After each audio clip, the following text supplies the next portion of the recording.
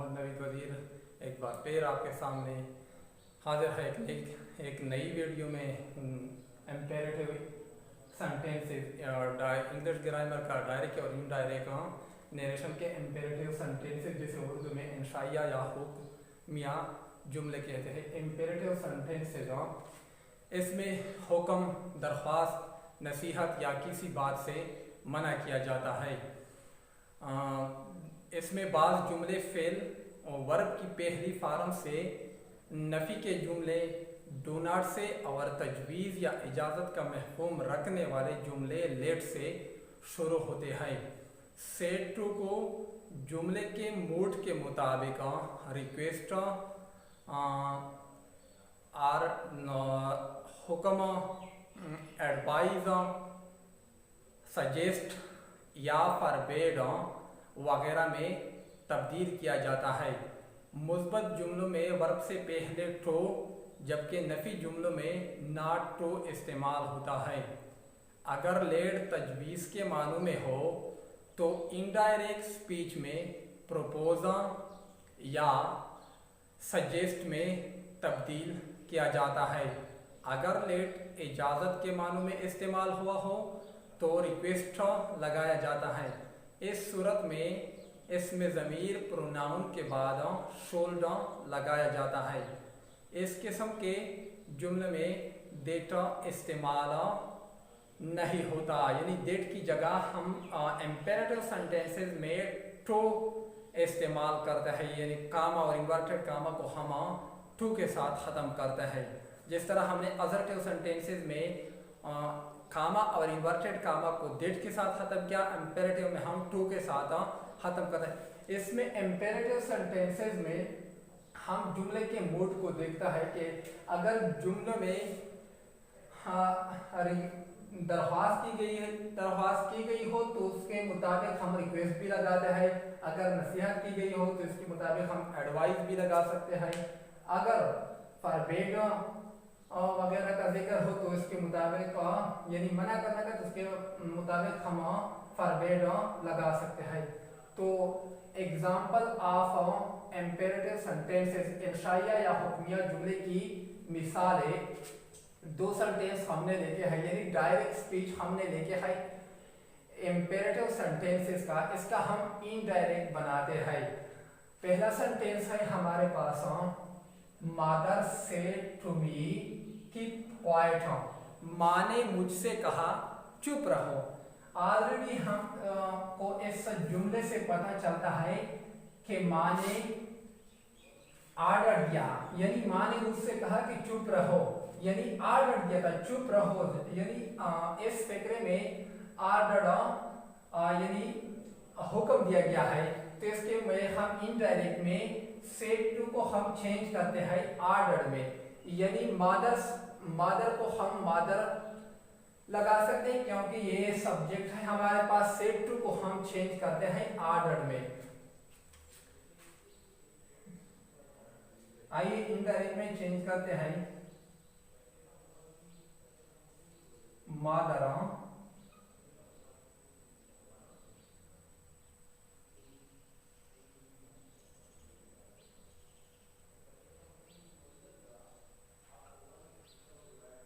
Said to को change करते हैं क्योंकि इसमें चुप रहने का ऑर्डर दिया है। ऑर्डर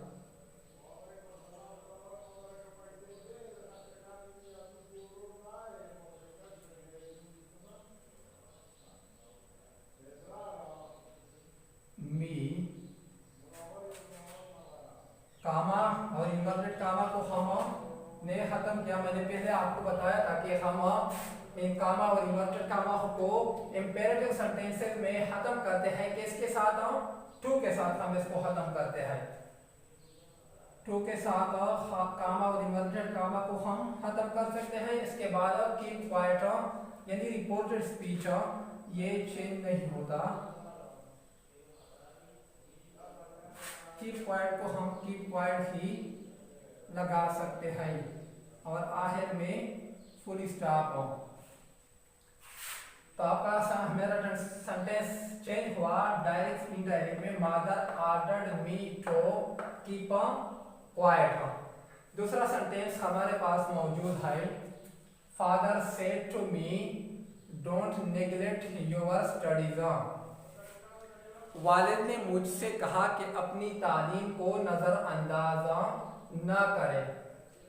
तो इस फिक्रे से पता चल गया कि फादर ने यानी वालिद ने इसमें एडवाइस की गई यानी कि अपनी तालीम पर तवज्जो दे, अपनी तालीम को नज़रअंदाज मत करना, यानी अपनी तालीम को जारी रखना। यानी वालिद ने इसको नसीहत किया कि अपनी तालीम को जारी रखो।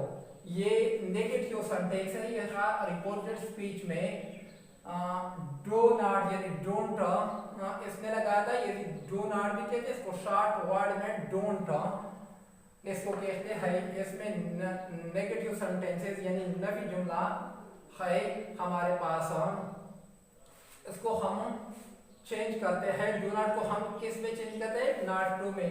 आइए सबसे पहले हम रिपोर्टिंग स्पीच को चेंज करते हैं। फादर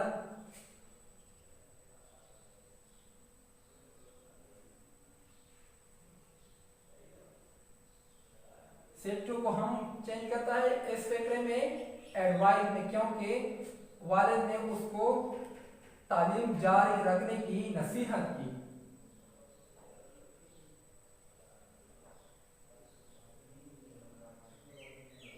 एडवाइस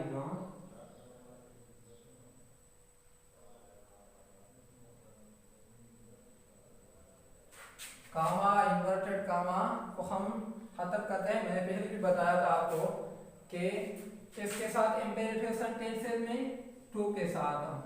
अभी रिपोर्टेड स्पीच को हम चेंज करते हैं। डोंट को मैंने पहले बताया था कि डायरेक्ट इनडायरेक्ट चेंज करते वक्त नॉट टू में इसको चेंज करते हैं, नॉट टू नेग्लेक्ट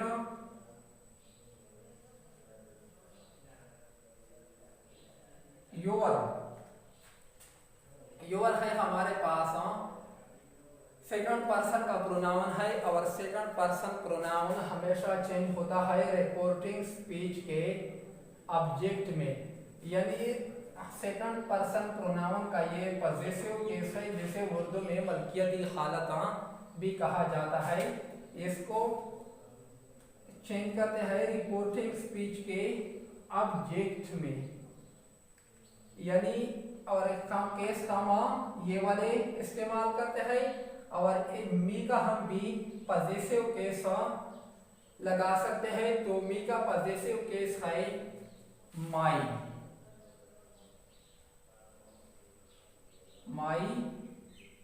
स्टडी।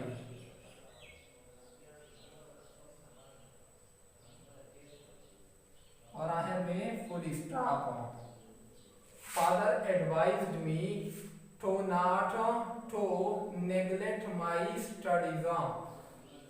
हमारा इंपेरेटिव सेंटेंसेस का डायरेक्ट स्पीच चेंज हो गया इनडायरेक्ट स्पीच में, यानी इंपेरेटिव से हमने बना दिया अजर्टिव, यानी आसान अल्फाज में इसको हम कहते हैं अफर्मेटिव सेंटेंस। यानी इंपेरेटिव हमारा चेंज हो गया अजर्टिव में।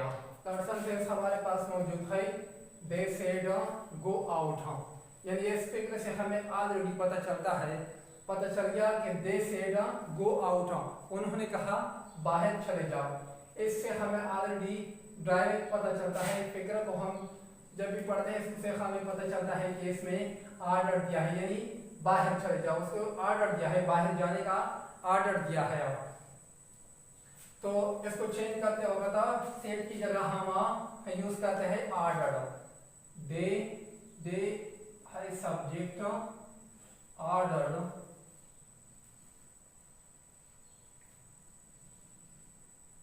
दे ऑर्डर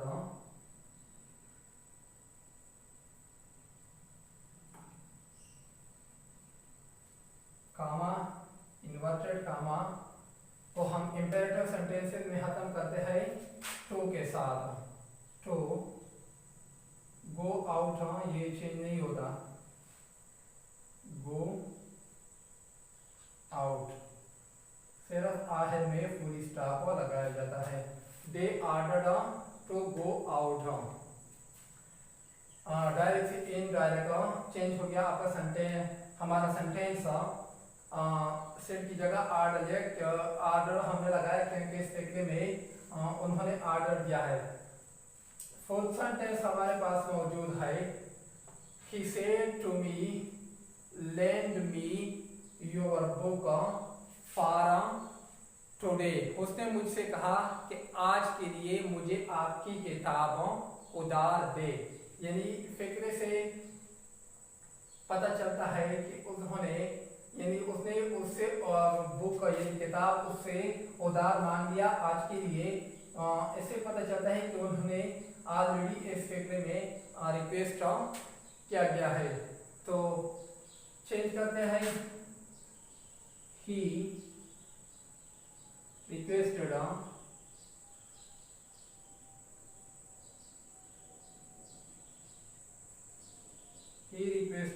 सेड टू को हमने चेंज किया रिक्वेस्ट में मी, इसके बाद कामा इन्वर्टेड कामा को हम खत्म कर सकते हैं इंपेरेटिव सेंटेंसेस में टू के साथ। इसके बाद है नंबर लैंड।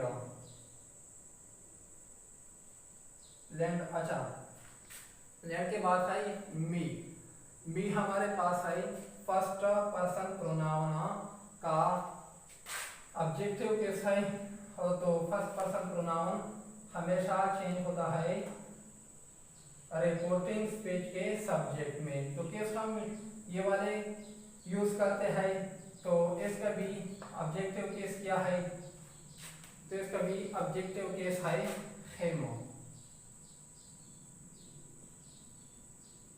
अच्छा, इसके बाद योर है, यूपेन से हमारे पास है सेकंड पर्सन प्रोनाउन। और सेकंड पर्सन प्रोनाउन डायरेक्ट से इनडायरेक्ट चेंज करते वक्त चेंज होता है रिपोर्टिंग स्पीच के ऑब्जेक्ट में। यानी योर चेंज हो जाएगा ऑब्जेक्ट में, रिपोर्टिंग स्पीच के ऑब्जेक्ट में।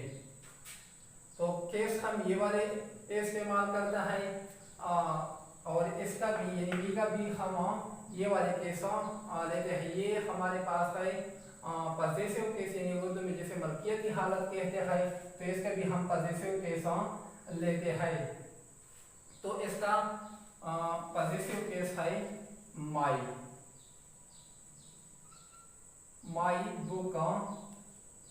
बुक चेंज नहीं होता फॉर।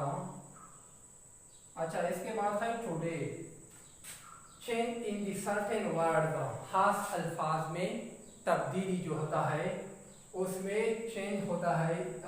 टुडे को हम चेंज करते हैं डेट डे में, डेट